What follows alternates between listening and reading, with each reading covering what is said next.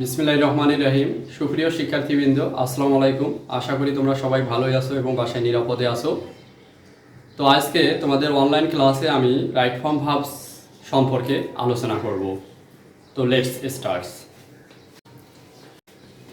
তো right form verbs সম্পর্কে একটু বলি তোমাদেরকে। রাইট ফর্ম ভার্বসটা ভার্বের হলো গঠন।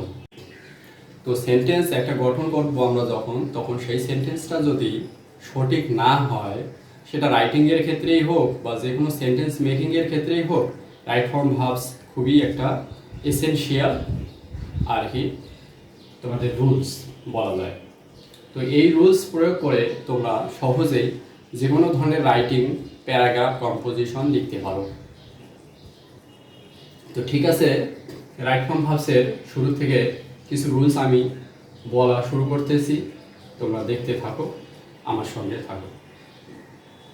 তো রুলস নাম্বার 1-এ দেখো, এখানে দেওয়া আছে সাবজেক্ট যদি থার্ড পারসন সিঙ্গুলার নাম্বার হয়, যেমন হি, শি, নেম ইত্যাদি, তখন ভার্বের সাথে এস বাই এস হয়।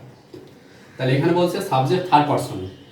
থার্ড পারসনটা কি সেটা আবার বুঝতে হবে তোমাদেরকে।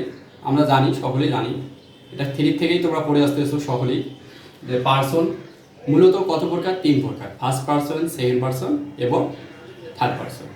তো ফার্স্ট পারসনগুলো পারসন এবং থার্ড পারসন।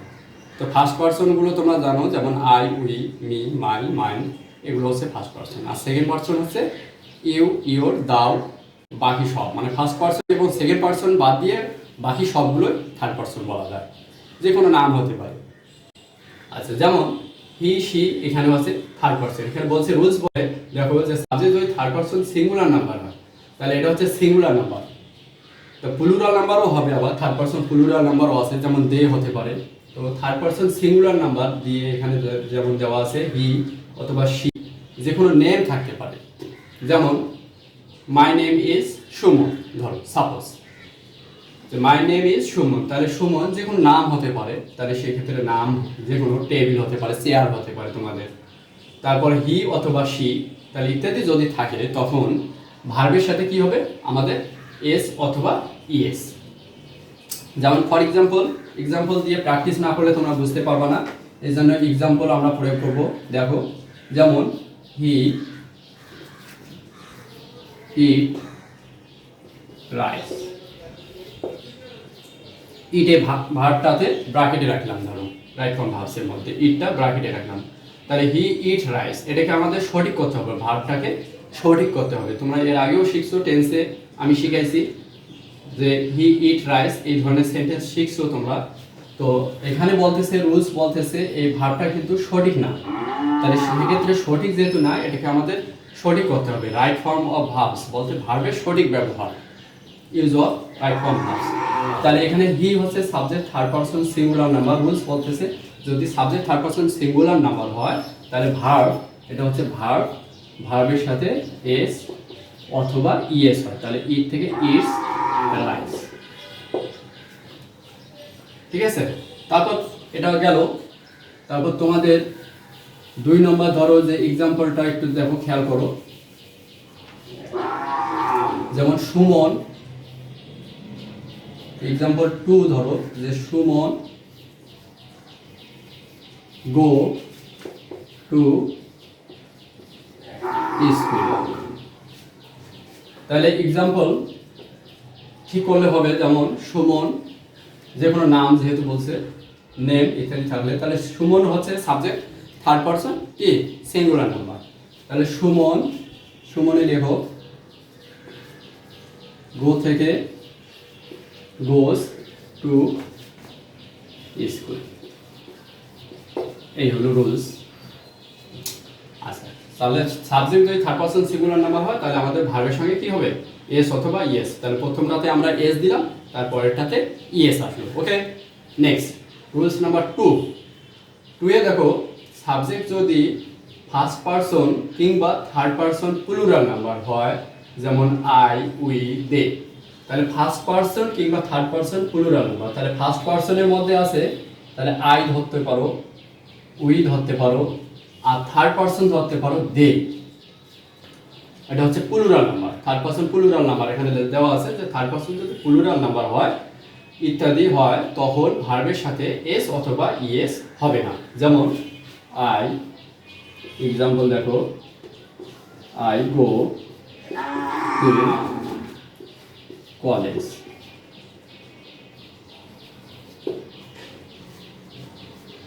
তাহলে এর ভাবের কোনো সমস্যা নাই, বোঝা যাচ্ছে। যেহেতু আই ফার্স্ট পারসন, তাহলে সেই ক্ষেত্রে ভাবের সাথে এস বা ইএস যুক্ত হবে না এখানে বলছে যেহেতু। তাহলে I go to college. Okay, next.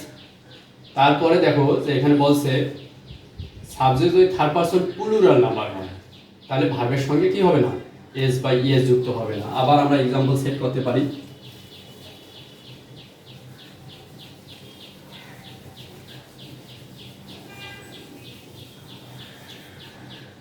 যেমন থার্ড পারসন প্লুরাল নাম্বার, দে ইট রাইস। তাহলে দে ইট, ওটাই কোনো ভার্বের পরিবর্তন হবে না।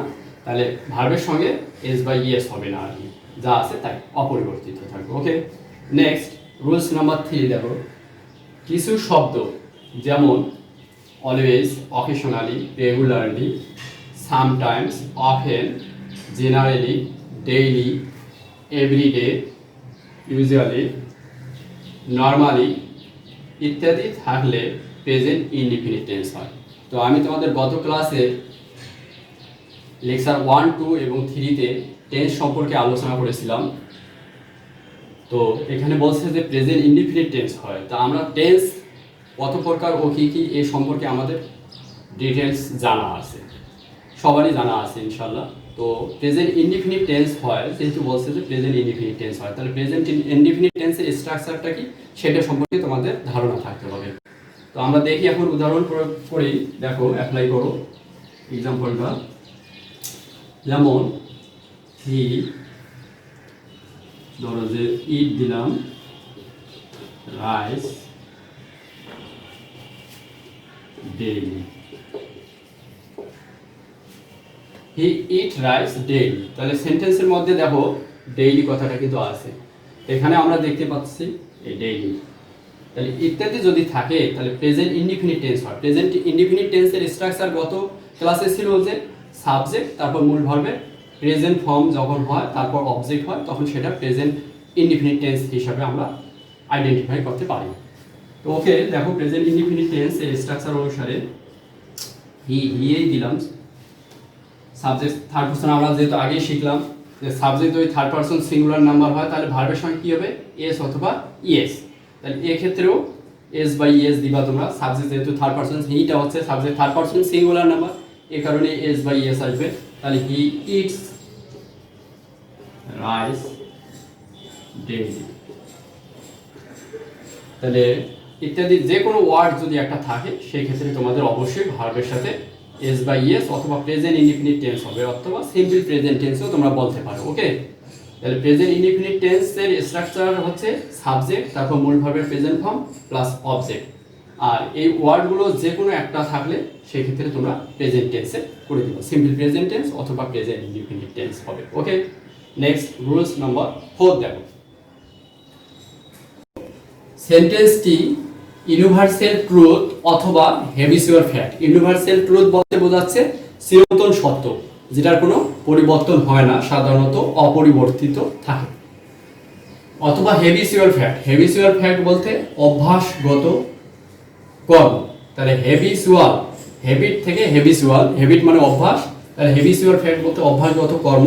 কর্ম বলতে কাজ বোঝাচ্ছে, যে কাজগুলো সাধারণত তোমরা প্রতিদিনে করে থাকো, যেমন গোসল করা, খাওয়া দাওয়া, ঘুমানো ইত্যাদি হচ্ছে হেবিচুয়াল ফ্যাক্টের মধ্যে পড়ে এই সেন্টেন্সগুলো।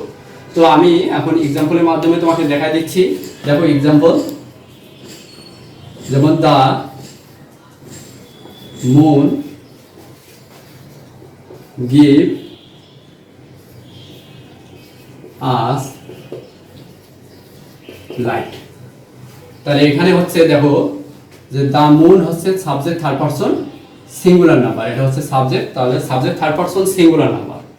তাহলে এখানে এর আগে একটু আগেই শিখলাম আমরা রুলস নাম্বার 1 2 এর মধ্যেই শিখলাম সাবজেক্ট যদি থার্ড পারসন সিঙ্গুলার নাম্বার হয় তাহলে ভার্বের সঙ্গে কি হবে এস অথবা ইএস হবে। তাহলে এখানে আমরা এস বা ইএস দিব। কারেকশন করো ভার্বটা। তাহলে দা মুন গিভ থেকে gives us light। তাহলে দেখো প্রেজেন্ট ইনডিফিনিট টেন্স হলো সাবজেক্ট, তারপর মূল ভার্বের প্রেজেন্ট ফর্ম প্লাস অবজেক্ট, তারপর এক্সটেনশন আছে। এই ধরনের হেবিচুয়াল ফ্যাক্টও দেখা দিব এখন। দেখো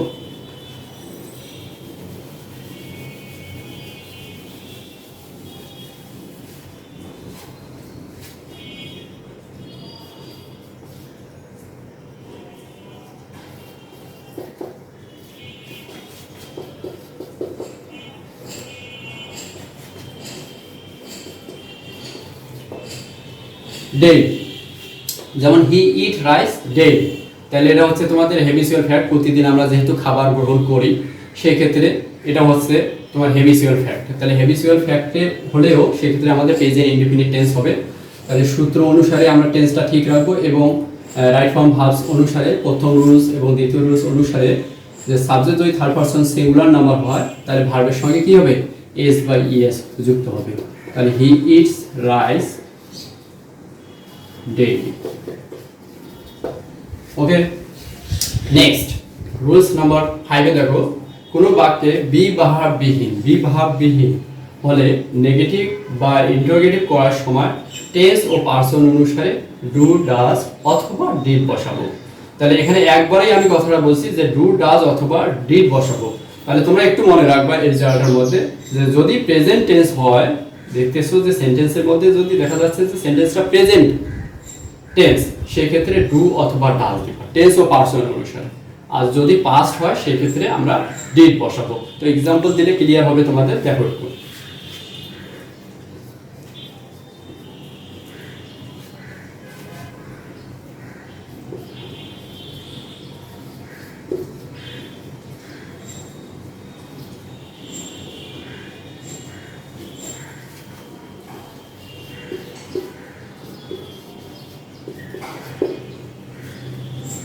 যেমন সেন্টেন্সটা দেখো দেওয়া আছে এখানে এক্সাম্পল হি নট গো দেয়ার। তাহলে এখানে কি করতে বলছে নেগেটিভ করতে বলছে। এখানে বলছে বি ভার্ববিহীন বলতে অক্সিলারি ভার্বগুলো যেগুলো আছে তোমাদের am is are was were অথবা হ্যাভ টু হ্যাভ ভার্বও থাকতে পারে, সেক্ষেত্রে আলাদা। আমরা বি ভার্ব বলতে am is are was were হি আপাতত বুঝি, আপাতত এটা শিখলেই হবে। তো এখানে বলছে যে বি ভার্ববিহীন হলে নেগেটিভ বা ইন্টারোগেটিভ করার সময়, এটা নেগেটিভটা আগে দেখো যে নেগেটিভ করার সময় টেন্স ও পারসন অনুসারে ডু ডাজ অথবা ডিড। এখানে দেখো যে দেওয়া আছে সেন্টেন্সটার মধ্যে প্রেজেন্ট, তাহলে পাস্ট হলে সেক্ষেত্রে আমরা ডিড বসাইতাম। তাহলে প্রেজেন্টের কারণে ডু অথবা ডাজ। তোমরা এর আগে শিখলা কি যে সাবজেক্ট যদি থার্ড পারসন সিঙ্গুলার নাম্বার হয় তাহলে ভার্বের সঙ্গে কি হয় এস বা ইএস যুক্ত হয়। তাহলে ডু না ডাজ। এখন সাবজেক্ট যেহেতু থার্ড পারসন সিঙ্গুলার নাম্বার, এটা হচ্ছে মেইন ভার্ব মূল ভার্ব আর কি মূল ভার্ব। তাহলে ভার্বের সঙ্গে এস বা ইএস এখানে দেওয়া আছে। এখানে সাবজেক্ট যদি থার্ড পারসন সিঙ্গুলার নাম্বার হয় তখন ডু বা ডাজ এর ক্ষেত্রে তাহলে আমরা ক্লিয়ার হয়ে গেলাম যে সাবজেক্ট যেহেতু থার্ড পারসন সিঙ্গুলার নাম্বার তাহলে ডাজ বলবে। তাহলে দেখো he subject third person singular number যেহেতু এর কারণেই ডাজ হয়ে গেল, ডু থেকে ডাজ হয়ে গেল। তাহলে হি ডাজ নট গো দেয়ার। ওকে, তাহলে এভাবে তোমরা নেগেটিভটা করতে পারো। নেক্সট রুলস, পরের রুলসটার ওইটার মধ্যেই দেখো যে পরের রুলসটা কি বলছে।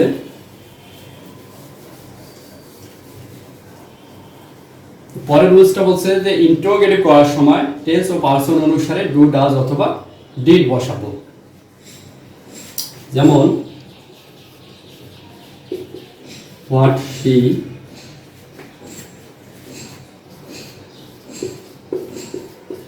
wanted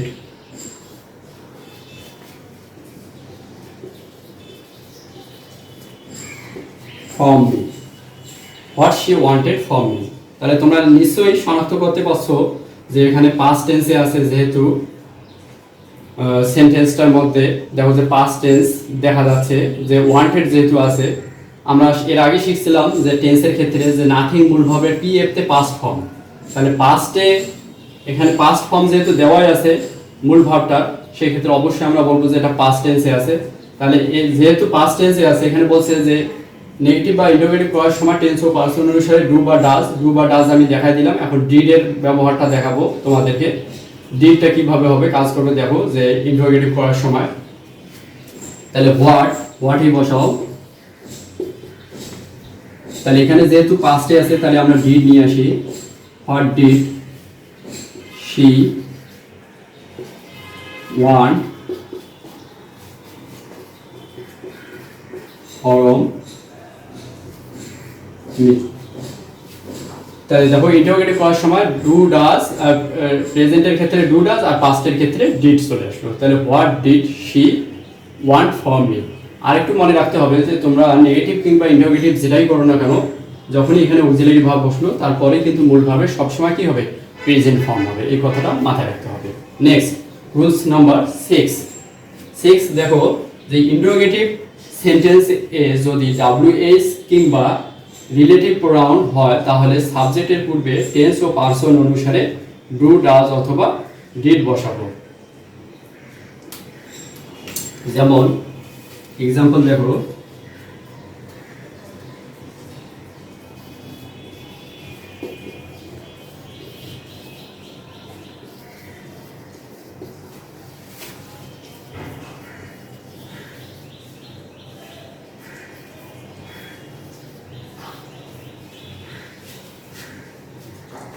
what she wants from Tom।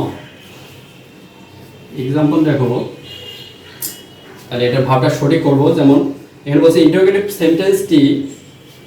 সেন্টেন্সে যদি WH কিংবা রিলেটিভ প্রোনাউন WH, তাহলে W আর S অথবা রিলেটিভ প্রোনাউন হতে পারে যে কোনো ধরনের, তাহলে সাবজেক্টের পূর্বে টেন্স ও পার্সন অনুসারে ডু ডাজ অথবা ডিড বসাবো। যেহেতু এটা আমরা দেখতেছি কোন টেন্স, প্রেজেন্ট টেন্স, এস বা ইয়েস দেখতে পাচ্ছ বা ভার্বের প্রেজেন্ট ফর্ম দেখতে পাচ্ছি আমরা সেন্টেন্সের মধ্যে, সেই ক্ষেত্রে যেহেতু প্রেজেন্টে আছে সেই ক্ষেত্রে আমরা ডু বা ডাজ নিব। তাহলে হোয়াট বসাও আগে, সেন্টেন্সটা কারেকশন করি আমরা। হোয়াট, তাহলে শিটা হচ্ছে subject third person singular number. আমরা এর আগেই শিখলাম যে সাবজেক্ট যদি থার্ড পারসন সিঙ্গুলার নাম্বার হয় তাহলে ভার্বের সাথে এস বা ইএস আসে। তাহলে what does she want from Tom। তাহলে নেগেটিভ ইন্টারোগেটিভ এখানে একটু খেয়াল করিও যে নেগেটিভ ইন্টারোগেটিভ এই ক্ষেত্রে নেগেটিভ হোক কিংবা ইন্টারোগেটিভই হোক, এই 5 আর 6 রুলস যে কোনোটাই হোক তোমাদের সবসময় মূলভাবে কিন্তু প্রেজেন্ট ফর্ম হবে। এই ক্ষেত্রে এস বা ইএস অথবা পাস্ট ফর্মও যদি থাকে, এখানে যদি পাস্টও থাকে সেক্ষেত্রে মূলভাবে প্রেজেন্ট ফর্ম হবে। দেখো এখানেও প্রেজেন্ট ফর্ম করা আছে, এখানেও প্রেজেন্ট ফর্ম আছে, সবসময় মূলভাবে বেস ফর্ম অথবা প্রেজেন্ট ফর্ম হবে। তো ওকে, আজকে এই পর্যন্তই থাক। রাইট ফর্ম ভার্বস একটু ধীরে ধীরে শিখতে হবে তোমাদের। সবাই তোমরা ভালো থাকো।